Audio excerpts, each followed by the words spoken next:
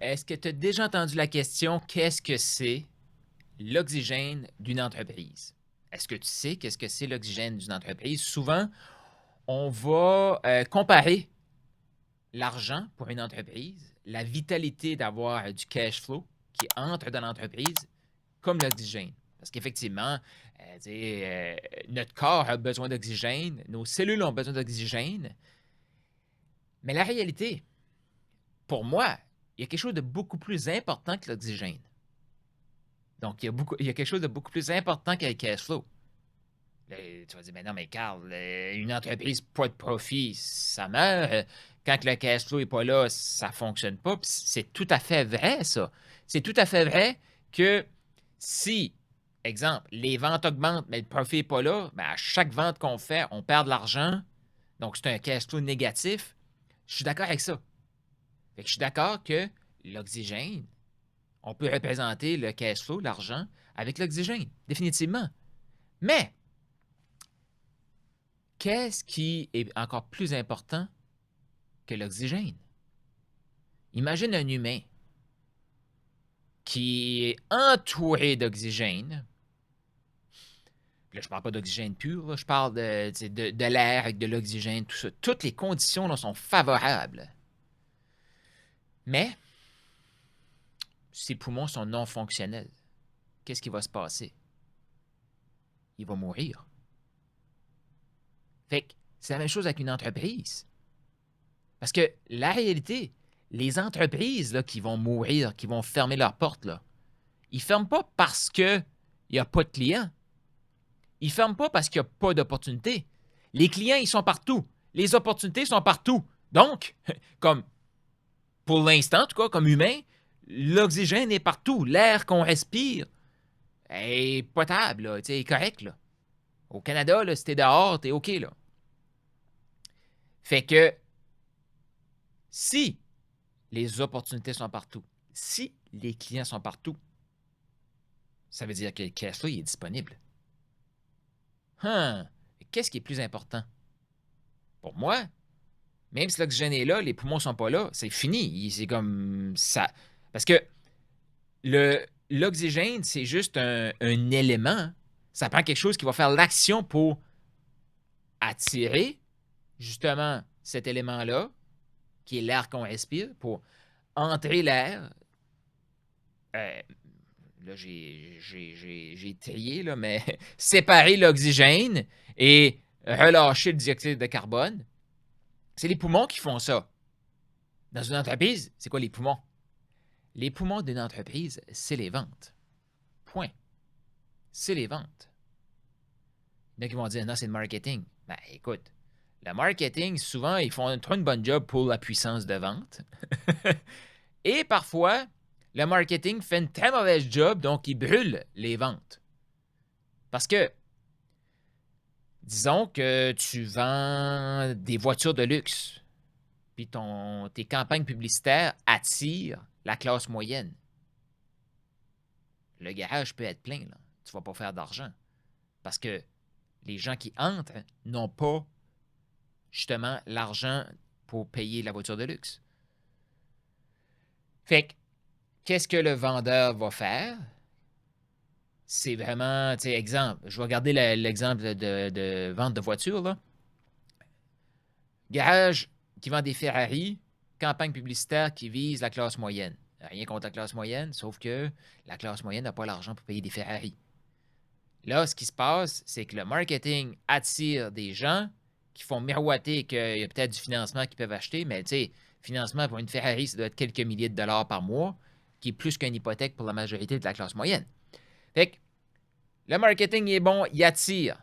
Qu'est-ce qui va se passer? Le vendeur qui est là va avoir affaire à des clients potentiels qui ne sont pas potentiels parce qu'ils n'ont pas les qualités nécessaires pour acheter le produit. Fait que qu'est-ce que ça fait? Ça va faire travailler trop fort la force de vente. Et si ça ne change pas, le vendeur qui est bon, il va juste s'en aller. Puis pourquoi je te fais cet épisode-ci? C'est vraiment pour te parler de comment on peut former une équipe de vente, comment la rendre performante et les différents éléments. Puis comme tu peux le voir, il y a beaucoup d'éléments ici. Là, fait que je vais te faire d'autres émissions de ton épisode, dans ton émission Double tes revenus avec Coach Carl. Je vais te faire d'autres épisodes là-dessus parce que c'est très important. Puis moi, j'adore ça, parler de vente. Là, puis j'adore ça, parler des vendeurs. Un vendeur, c'est super simple à motiver. Il faut juste savoir comment lui parler. Il faut savoir comment il pense. Et il faut aussi s'appeler que c'est un humain avec un cœur. Parce que trop souvent, les gens qui vont dire, ben moi, j'aime pas la vente, mais j'ai un bon produit. Ce qu'ils veulent, c'est une machine sans émotion qui va faire rentrer du cash. Puis pour moi, excusez, là, mais tu peux pas me dire que tu es un entrepreneur au grand cœur si tu cherches une machine sans émotion pour faire tes ventes. Point. OK? Et ça, pourquoi beaucoup d'entrepreneurs, beaucoup d'entreprises ont de la difficulté financière maintenant? C'est qu'ils ne savent pas comment prendre soin de leurs poumons. Les poumons, c'est les vendeurs. C'est la force de vente. Ton marketing est trop fort, attire trop de leads de qualité, les vendeurs vont perdre. Ils vont se brûler parce qu'il y a trop de leads. Bonne nouvelle, tu peux ajouter des leads, tu peux ajouter des vendeurs, tu peux ajouter à ta capacité si tu sais comment les former, puis tu as un système pour les former. Parce que si à chaque fois qu'il y a quelqu'un qui rentre dans ta force de vente, c'est une bataille d'ego, tu n'auras pas de fun. Là. Si le marketing n'est pas bon, puis attire beaucoup de clients potentiels qui ne sont pas potentiels parce qu'ils n'ont pas les bonnes qualités, tes poumons vont travailler trop fort, ta force de vente va travailler trop fort. Si ta force de vente n'est pas autonome, auto-motivée, auto-inspirée, parce qu'un vendeur, il y a une fibre entrepreneuriale là-dedans. Là. Fait qu'il faut que tu le formes, il faut que tu lui donnes les outils, il faut que tu lui crées l'environnement, il faut que tu le laisses aller. Il faut que tu le laisses aller. Trop souvent, l'entrepreneur va dire « Ouais, mais moi, je veux voir ce chiffre-là. » Le vendeur, il s'en fout, lui. Si ça n'augmente pas ses commissions, si ça n'augmente pas la relation avec ses clients, lui, ce qu'il veut, c'est connecter avec du monde. Parce qu'il sait que ces relations humaines-là, c'est ça qui va rapporter des commissions, qui va rapporter des ventes. Mais là, il est juste à l'argent. Hey, come on. Pourquoi que la secrétaire rentre travailler le matin? Parce qu'elle a des factures à payer. Point. OK? Fait que, oui, l'argent a de l'importance. Mais les top vendeurs veulent créer des relations. Et ça, il faut qu'il y ait le temps de faire ça. Et s'il y a trop de paperasse, puis qu'ils ne comprennent pas le pourquoi, puis ça n'améliore pas la connexion, ben, ils ne vont pas le faire. Puis là, ça va créer des frustrations. Fait que comment les former? C'est de leur donner le goût de faire ce qu'on veut qu'ils fassent. Mais pas pour nous, pour eux. Ouh, je vais répéter ça. Pense en note. Tu veux leur donner le goût de faire ce que tu veux qu'ils fassent, pas pour toi, mais pour eux. C'est de la manipulation, ça. Non, c'est de l'inspiration. Tout part du cœur. Oui, c'est le même processus que tu peux utiliser pour manipuler. Mais si tu sais que ça, le processus que tu as, les chiffres que tu veux viser, toi, ça t'aide comme entrepreneur à prendre des meilleures décisions. Toi, ça t'aide à aller peut-être chercher un nouveau partenaire qui va faire grandir l'entreprise. Si ça grandit l'entreprise, le vendeur va faire plus de ventes, va faire plus d'argent, va pouvoir créer plus de connexions. Si tu lui expliques ça, il va être all-in. Il va t'aider. Il va le faire. Il va te les fournir les chiffres pour que tu puisses aller chercher le partenaire pour que l'entreprise aille mieux et que lui aille mieux. Fait que tu vois-tu qu'il faut trouver c'est quoi la motivation de l'autre personne. Et ça, on vit dans un monde qui est, je vais le dire comme ça sort, là, mais un monde égoïste, narcissique, selfish, où est-ce que les gens pensent juste à eux. Puis les gens pensent que vendre l'idée à quelqu'un, c'est « faut que je le manipule pour avoir ce que je veux ». Non. La game, c'est pas ça. La game, c'est comment je peux faire pour t'aider toi à avoir ce que tu veux. Et si tu aides suffisamment de personnes à avoir ce qu'ils veulent, bien, automatiquement, tu vas créer tellement de valeur autour de toi que tu vas recevoir une partie de cette valeur-là. Là. Mais tout le monde va vouloir graviter autour de toi parce que tu aides les autres à gagner. Et là, naturellement, les gens vont s'élever. Puis j'ai entendu cette analogie-là, je ne me souviens pas de où, puis je ne me souviens pas de qui, là. Mais imagine que toi, tu es un bateau. Puis tous les gens autour de toi, OK, ils font partie de l'océan. Ils représentent l'eau autour de toi. Et toi, le bateau, ton seul travail, c'est de les inspirer à devenir une meilleure version d'eux-mêmes. C'est de les aider à gagner. C'est de les aider à prospérer. C'est ça une job d'entrepreneur. C'est d'aider tes clients à gagner, c'est d'aider tes employés à gagner, c'est d'aider tes partenaires à gagner. J'en parle dans mon livre Double tes revenus, justement. Puis pourquoi je fais ces émissions ici de Double tes revenus avec Coach Carr, c'est pour t'aider à devenir ce leader inspirant-là que les communautés locales ont besoin. Et toi qui joues local, peut-être que tu vas aller jouer global aussi, parce que maintenant, c'est possible. Oui, c'est possible. Donc, tu as cette capacité-là d'inspirer les gens autour de eux, de toi, à gagner. Qu'est-ce qui se passe? Eux, ils vont s'élever. Eux vont gagner plus. Eux vont prospérer plus. Eux vont s'épanouir plus. Eux vont vouloir servir plus, vont vouloir aimer plus autour de eux. Eux vont rayonner encore plus. Qu'est-ce qui va se passer avec le bateau, tu penses? Exactement. En focusant tellement sur les autres et les aider à gagner, ils vont s'élever et le niveau d'eau va augmenter. Et le bateau, qu'est-ce qu'il va faire? Automatiquement, il va être propulsé à vitesse grand V. Parce que c'est un effet multiplicateur. Quand tu crées des systèmes, quand tu t'intéresses à l'autre, quand tu aides l'autre à aller chercher ses rêves, ses ambitions, l'impact qu'il veut dans le monde, bien, lui aussi va vouloir t'aider. Puis c'est peut-être pas lui qui va t'aider, mais crois-moi que Dieu va t'aider. Parce que tu aides les autres. Et il y a une ligne très mince entre les deux, puis je vais faire d'autres émissions qui vont parler de ça, mais il y a une ligne très mince entre les deux, entre je manipule quelqu'un pour avoir ce que je veux et je le fais vraiment pour que l'autre gagne en tout détachement. Est-ce que c'est possible d'être totalement détaché? Je ne sais pas, mais être beaucoup détaché, je vais dire, je vais le dire comme ça, c'est pas évident. C'est pas évident. Puis il y a une ligne très mince. Pourquoi la ligne est très mince? C'est que si tu apportes quelqu'un, OK? Tu t'assois avec la personne, tu lui poses des bonnes questions pour déterminer son rêve. Et chaque fois que tu le rencontres, tu lui rappelles son rêve. Et tu lui rappelles de va chercher des ventes pour avoir ton rêve. OK? On s'entend que si le vendeur va chercher des ventes, tu vas faire plus d'argent. Définitivement. Si tu veux l'inspirer et tu veux vraiment l'aider à gagner, qu'est-ce qu'il va falloir que tu fasses? Il va falloir que tu lui rappelles son rêve. Il va falloir que tu l'inspires à faire action, prendre action pour aller chercher la vente de plus. Mais une vente de plus, c'est quoi? C'est la transformation d'une vie de plus. Fait que tu vois-tu pourquoi que la ligne est mince? C'est que c'est les mêmes comportements. C'est les mêmes actions qu'il faut faire. C'est exactement la même chose. Maintenant, qu'est-ce qui différencie? C'est le qui. C'est le cœur de la personne qui fait les choses. J'ai déjà fait l'analogie avec un fusil. Tu sais, un fusil peut être une arme qui garde la paix d'un pays, protège un pays, protège les citoyens. Ça peut être une arme qui est utilisée pour nourrir une famille, nourrir un village, nourrir une communauté. Et ça peut être aussi une arme pour assassiner. Qu'est-ce qui différencie? C'est pas le fusil. Un fusil, c'est un fusil. C'est le cœur de la personne qui utilise le fusil. Et oui, comme humain, il n'y a personne qui est pas à risque, je vais dire, de peut-être passer à un moment donné de l'autre côté de la ligne.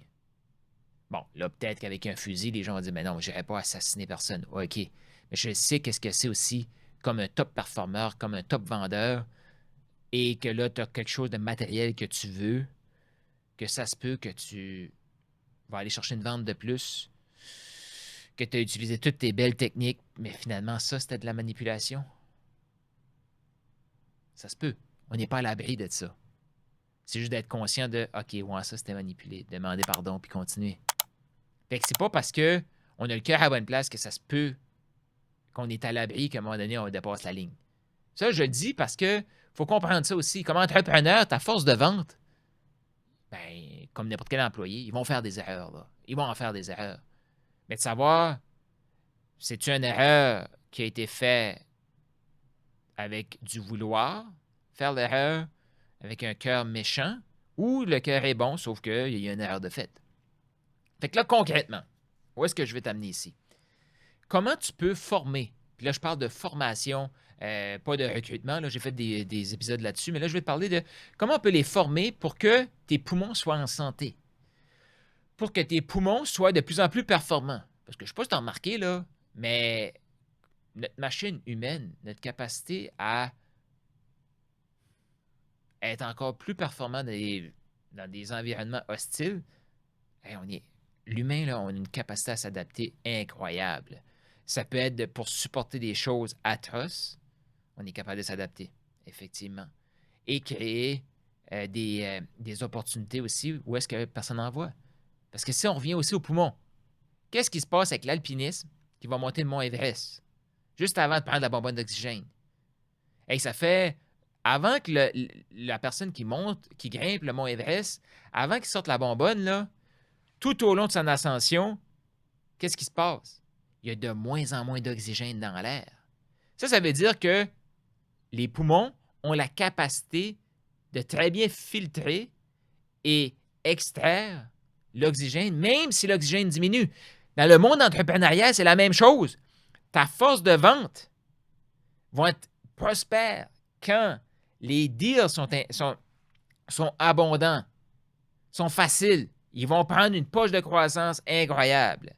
Mais ton entreprise va survivre si ta force de vente a la capacité de s'adapter et aller extraire les clients qui sont là, les opportunités qui sont là, parce que c'est réel, c'est toujours là. Et si on revient à l'alpiniste qui monte le mont Everest, hey, quand il est sur le bord de la plage, il y a plus d'oxygène qu'à des milliers de mètres d'altitude. Point. Les mêmes poumons vont s'adapter. Si l'entraînement est là, si les poumons sont performants, ils vont s'adapter. Une force de vente qui est capable de s'adapter, c'est ça que tu veux. Pour ça, il faut que tu les formes d'une façon très précise. Tu les formes avec de la vision, des objectifs, et tu les aides, eux, à se créer des objectifs et à s'auto-motiver. Et c'est là que, maintenant, ce que je fais avec les entrepreneurs que j'accompagne, je crée des playbooks. Pourquoi je playbook?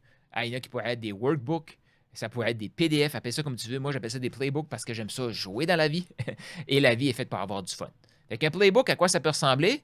C'est la mise en contexte. Par la suite, qu'est-ce qui est le mauvais comportement, qu'est-ce qu'on veut comme comportement et comment le faire.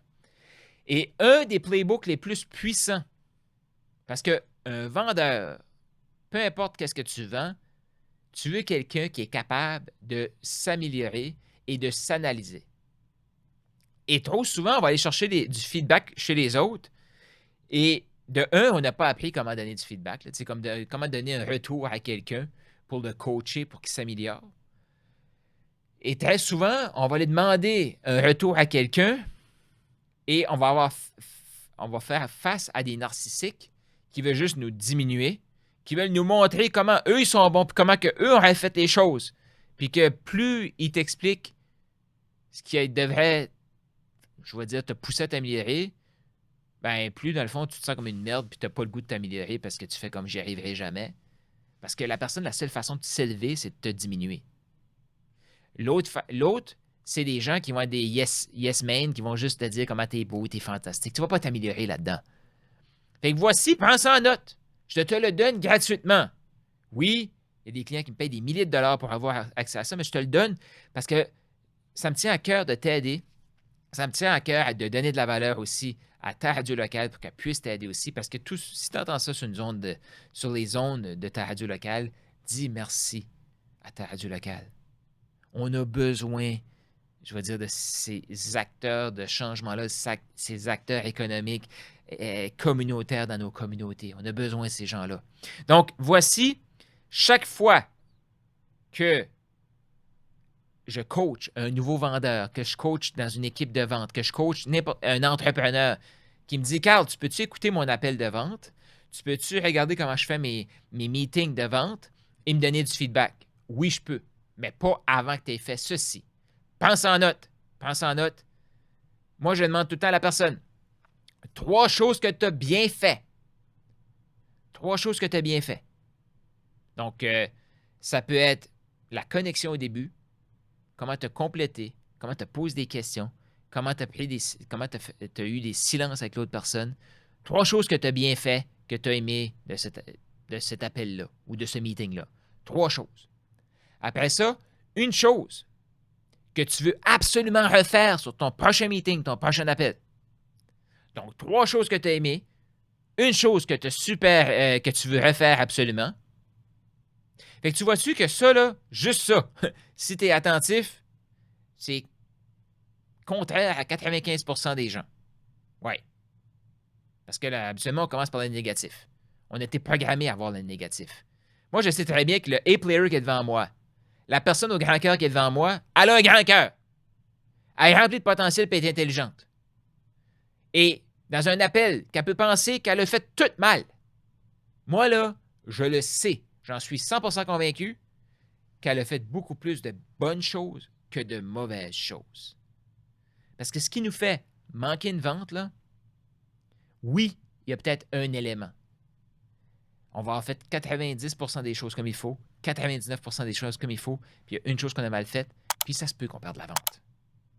Mais on peut-tu focuser sur le 99%, sur le 90% qui a été bien fait, pour faire comme, OK, finalement, ce que je pensais qui était un échec total, ben quand même, j'ai fait 3 bonnes choses. Il y a une chose certaine que je veux reprendre sur le prochain appel, sur le prochain meeting. Maintenant, c'est quoi la chose que tu as moins bien faite, que tu as mal faite et que tu ne veux pas refaire sur le prochain appel? On prend le temps de regarder, de reconnaître ce qui est bien fait. Et là, la chose qu'on fait comme moi, là, je l'ai manqué, là. Ouais, là, j'ai tombé en mode j'ai trop parlé. J'ai arrêté d'écouter. J'ai voulu convaincre. J'ai posé une question personnelle. Je me suis, tu sais, hey, moi, j'ai confiance en la personne devant moi. C'est une personne ultra intelligente. J'ai juste besoin de poser la question et de la guider à trouver sa réponse. C'est tout. C'est tout. Une fois qu'elle a identifié ça, maintenant, qu'est-ce que je vais dire? Qu'est-ce que tu vas faire la prochaine fois pour remédier à ça? Et voici à quoi ça peut ressembler avant, car je veux du feedback.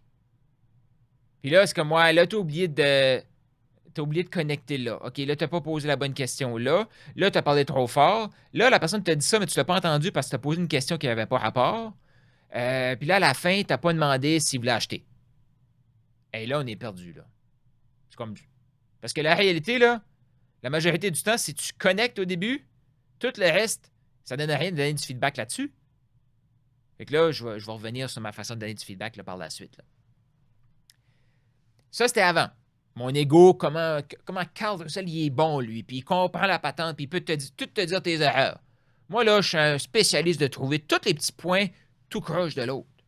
Parce que c'est ça que je fais avec moi-même. OK? Ça, c'est, je vais dire, ma vraie nature. Fait que quand les gens disent, moi, c'est pas dans ma vraie nature, tu veux pas avoir affaire à ma vraie nature. Comme la nature humaine, on n'est pas fait pour être généreux. On n'est pas fait pour penser à l'autre avant nous-mêmes. On est en mode survie. T'sais. Fait que s'intéresser à l'autre, servir l'autre, servir son prochain mieux que soi-même, aimer l'autre plus que nous, on n'est pas habitué à ça. Fait que, avant, c'est ça que je faisais. Puis là, la personne part, puis elle se sent démotivée. Là, la personne vient avec son feedback. La majorité du temps, ils vont me sortir 3 choses qui sont vraiment hot, mais moi, j'ai vu 3 autres choses encore plus importantes que ça, vraiment hot. Ils vont me sortir la chose qui va continuer, puis c'est la chose qu'il faut qu'ils continuent. Puis la chose qu'ils n'ont pas bien fait, ils vont me sortir une solution, puis parfois, même mieux que qu'est-ce que moi j'aurais pu sortir. Fait qu'imagine ta force de vente qui est formée comme ça. Parce que oui, tu veux une force de vente autonome. Oui, mais Carl, tu n'as pas peur que tes clients aient plus besoin de toi. Si tu formes leur force de vente aussi bien, ben moi, c'est ça que je veux. Je veux pas qu'ils soient dépendants de moi. Mais je m'en fais pas. Moi, je grandis. Moi, j'ai plein d'idées.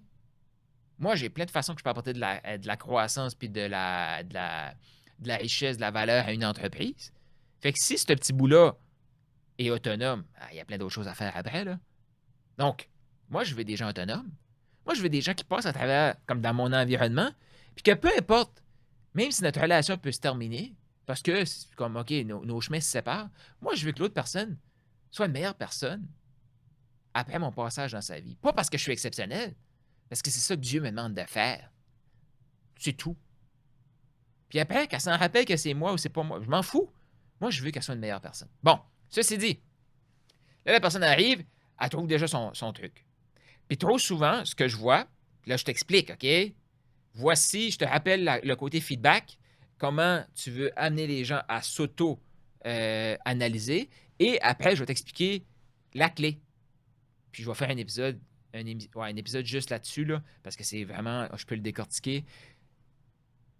La personne sort 3 choses qu'elle a aimées de son appel.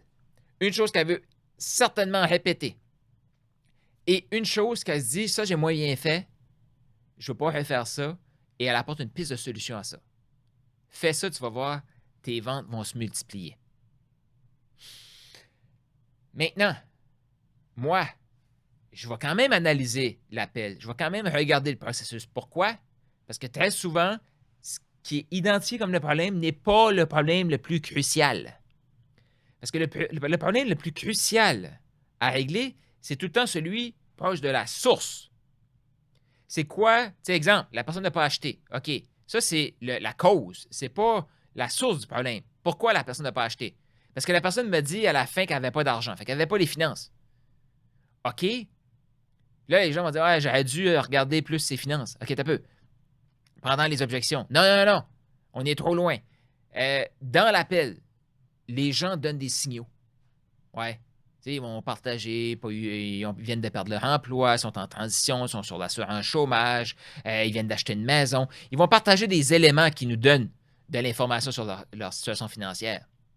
Fait que le pas de vente, parce qu'il n'y avait pas l'argent, OK, parfait, mais dans l'appel, il y a quelque chose qui est de l'information qu'ils ont dite qui n'a pas été traitée. Et là, encore là, on ne sait pas. Il faut tout le temps aller proche de la source. Ça se peut que la personne ait partagé, tu sais, je viens de perdre mon emploi, je suis en transition, puis là, je vais investir dans tel truc, je vais acheter telle affaire. OK, mais c'est quoi la situation de la personne, là? Elle vient de perdre son emploi. Concrètement, as-tu l'argent? On traite la situation là maintenant. Puis là, il y a des gens qui vont dire, ouais, mais là, les gens ne me font pas confiance pour parler de ça. OK, parfait. Fait que là, tu vois-tu que le problème, c'est pas que tu n'as pas l'information, tu as l'information. C'est que tu n'es pas capable de traiter l'information. Pourquoi tu n'es pas capable? C'est parce que tu n'as pas la connexion. Fait que là, le pas de vente, parce qu'ils n'ont pas l'argent, non, c'est un problème de connexion. On va régler le problème de connexion, puis tout le reste va se régler. Mais je vais te faire un autre épisode juste là-dessus. Là, je te laisse avec le framework que je t'ai partagé, le playbook que mes clients me payent des milliers de dollars pour avoir accès. Mais bien sûr, j'aide à l'appliquer. Donc, quand tes vendeurs, tu veux les coacher, tu leur demandes 3 choses qu'ils ont bien fait, une chose qu'ils veulent certainement répéter et une chose qu'ils se disent, ouais, ça j'ai moins bien fait et une piste de solution. Applique ça, laisse-moi savoir comment ça transforme tes ventes, comment ça va t'aider à doubler tes revenus. Tu peux m'écrire sur les médias sociaux. Carl Roussel, c'est mon nom, Carl avec un K. Partout, tu vas me trouver. Je suis facile à trouver. Donc là-dessus, je te souhaite une excellente semaine et applique. Fais tes meetings avec ton équipe de vente. Ton entreprise le mérite. Ta communauté le mérite. Tes employés le méritent. Tes clients le méritent.